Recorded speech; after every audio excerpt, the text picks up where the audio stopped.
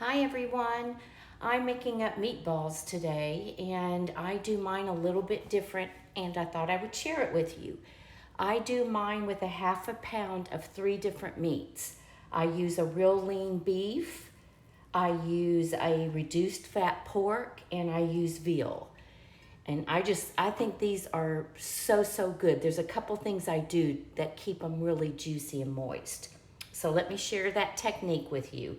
I combine these meats. The important thing with meatballs or even meatloaf is that you don't overwork your meat. That's so important. I add my 2 eggs right away. And I just mix, excuse my hands. They are clean, but you can't really make meatballs without using your hands. Okay, so I mix my meats the best I can with the 2 eggs first. About like that. I like to make sure the egg is really mixed in and all the meats are all mixed in. Okay, the next thing I do is I sauteed onions, garlic, and a little red pepper in a pan with a little bit of olive oil, and I let it cool. And I'm going to add that. I will put the recipe on the video. So I mix in those onions and garlic and red pepper. Okay, then I add in 1 cup of Parmesan cheese and 1 cup of breadcrumbs. I use, and I've tried many, I use this H-E-B panko it's Italian seasoned. And if you want to make these gluten-free, which I am going to make a batch of them, use the gluten-free panko. Okay, I'm going to mix that in. They're really easy to make. They really are. They're just a little time consuming to make. At this point, I'm going to go ahead and add in some real fresh parsley. And then this is the real trick here. A lot of people add milk. A lot of people use bread, fresh bread instead of breadcrumbs. I have tried so many different things, and this is just the best. Okay, so this is my trick. I use a half a cup of water. And I know it looks liquidy, but I just get it in there. Now this is where you want to be a little careful. Don't over mix. You are going to salt and pepper this to your liking. I'm not going to do that quite yet. I'm going to show you how I form these.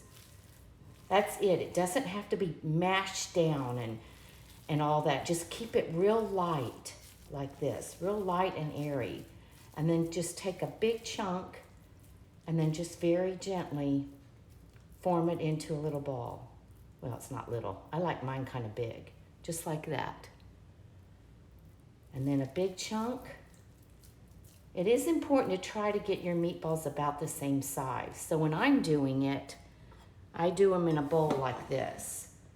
And if they don't look about the same size, I take a little out. And then I do another one. Just real lightly. You don't really have to pat it, like, mat it down or anything. Just form it in a ball, real nice and easy like this. Just really gently. And that's it. I will show you what I do. That's a little bit of a big piece in there. I'll show you how I cook these up when I'm at the next step. Okay, I'm back.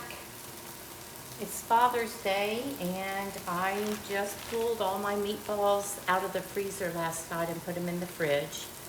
So now I am pan frying them up. I don't want to cook them all the way.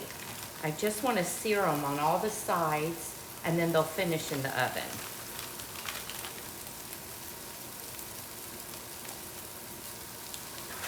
Okay, so I just keep going until I get a little brown sear on all the sides. Okay, so when I get to that point, When they're almost done, I will come back. Okay, I'm back. I just added the last little bit into my pan, but these are just about ready. This is what they should look like. Just nice and brown on every edge. They're certainly not cooked all the way. I mean, you just want a nice brown little crispy coating on each side. And then I move them out over here, and then they'll go in my oven now for about 20 minutes. At about, what do I do? At 375. And when you get through, you can dump those into your spaghetti sauce. My guys like them just like this.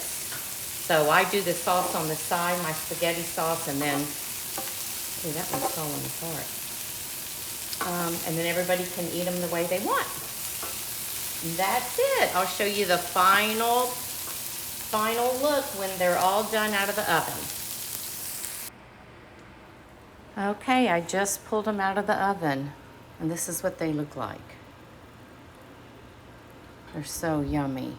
I made some gluten-free ones over there. All right.